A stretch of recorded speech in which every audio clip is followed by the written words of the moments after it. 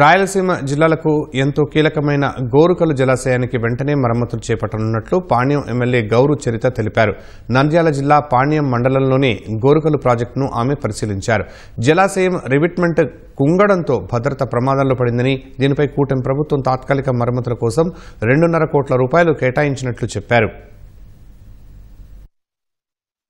గోరుకల్ reservoir ఇది capacity 12.5 TMC.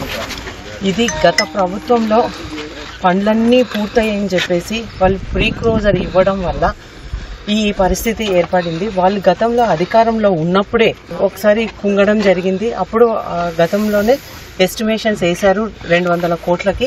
అంత ఇవ్వలేము, మళ్ళీ దాన్ని తగ్గించేయమని చెప్తే కూడా 99 కోట్లకి వేయడం జరిగింది. మేము వెంటనే సీఎం గారిని అలాగే ఇరిగేషన్ మినిస్టర్ను కూడా కలవడం జరిగింది. సీఎం గారికి అంతా వివరించడం జరిగింది. సీఎం గారు కూడా వెంటనే స్పందించి ప్రిన్సిపల్ సెక్రటరీ గారిని వెంటనే దీన్ని నోట్ తయారు చేసి ఇది చాలా ఇంపార్టెంట్, వెంటనే చేయాలని చెప్పడం జరిగింది. అది శాంక్షన్స్ అయ్యి ఎస్టిమేషన్ అయ్యి ఎక్స్పర్ట్ కమిటీ వచ్చి ఇంకా ఇదంతా లేట్ అవుతున్న తరుణంలో ఇప్పటికిప్పుడు డిఎంఎఫ్ ఫండ్స్ 2.5 కోట్లతో దీన్ని ఇప్పటికప్పుడు టెంపరరీగా పనులు చేపించేదానికి చెప్పడం కూడా జరిగింది.